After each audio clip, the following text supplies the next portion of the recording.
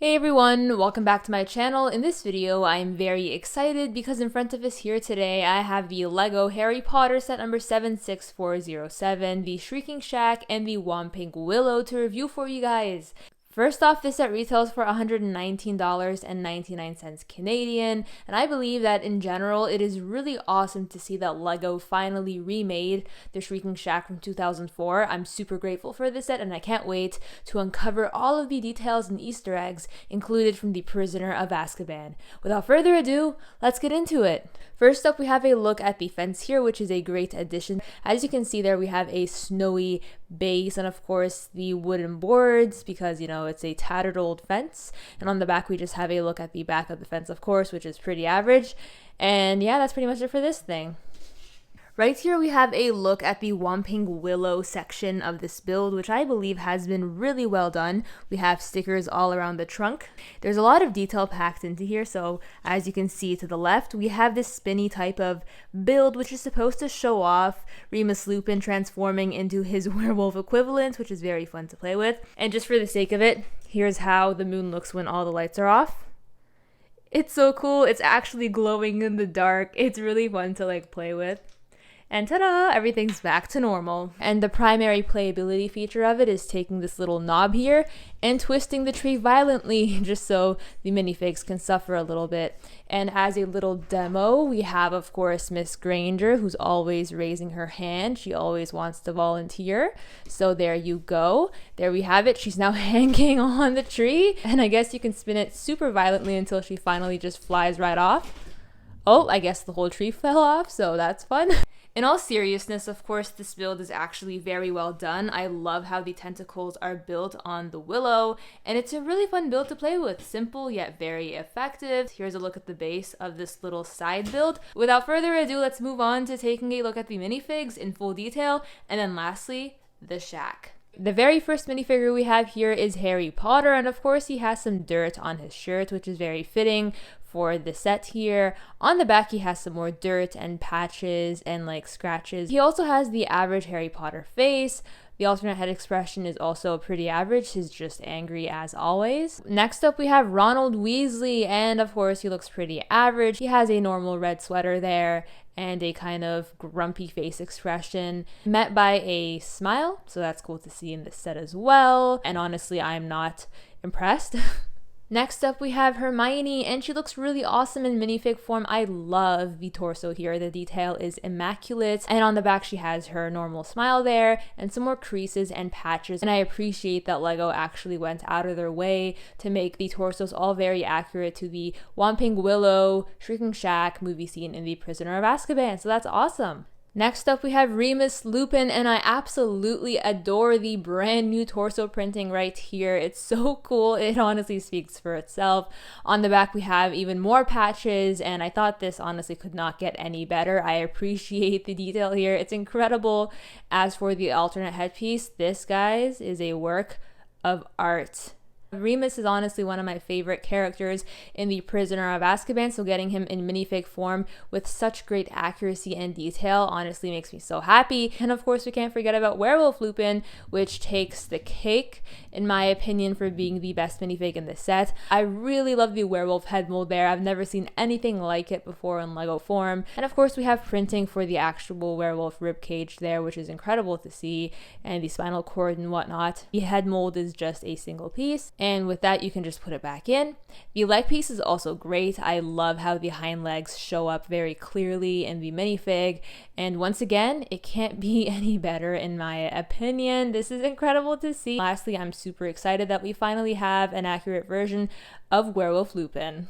Next up, we have Sirius Black featuring his Azkaban torso, which is all tattered and ripped, and I really love the tattoo printing in the middle of the chest there. And on the back, we have some more rips and tears and scratches and whatnot. His alternate face expression is just him being livid with anger, and his primary face expression is just him being pretty chill, so that's awesome to see in minifig form. We can't talk about Sirius Black without mentioning his Animagus, which I'm so grateful that they've included in the set right here. He has some yellow eyes, which stands out incredibly well amongst the fur. Apart from that, it's a pretty common dog piece, just recolored and redesigned to show off Sirius Black's Animagus. So That's awesome. And last but not least, we have Peter Pettigrew. I love the torso and leg printing, and the flow between them is immaculate in my opinion. It is so cool and great to see in minifig form. The back design is also great. We just have the same thing from the front on the back. His alternate head expression looks hideous as always, which I'm very grateful for. And his primary face expression also looks great, topped off with some orange hair. Now that we have the minifigs out of the way, let's take a look at the shack in full detail.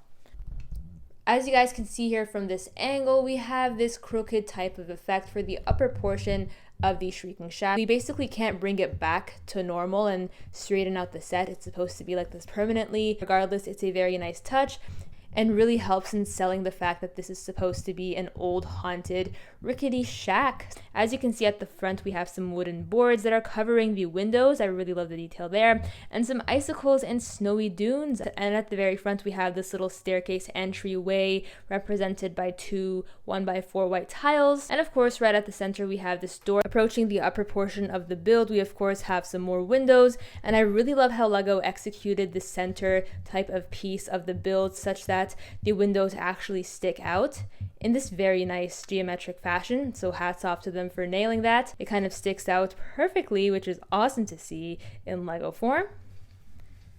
And of course, some more icicles to be expected for a set like this. The rooftop has been perfected. I am so impressed by it. When I was building it, I was kind of blown away by how perfectly these lined up at the very top of the roof and how the roof just looks so good together. I'm so impressed and I love it so much. It also matches up perfectly with the reddish brown along each of the sides. Speaking of the sides, we have some stickers scattered throughout and of course the tilt there. And at the very bottom, we actually have this neat entryway, which serves as a side escape. So that's awesome to play around with. On the other side of the build, we have a chimney that actually snakes down towards the very bottom of the shack. And there's also some great detail near the front there with these stickers that I forgot to mention earlier. We have a sticker there and a sticker on the other side. As for the back side of the shack, let's start off by taking a look at the lower floor. Taking a look at the very bottom, as you guys can see, I've actually decided to just put in my 4 wizard cards because I was worried that I'd lose them before this review. But if you're interested, here is what I've got. I'm not really going to talk about them that much because they're kind of irrelevant at this point.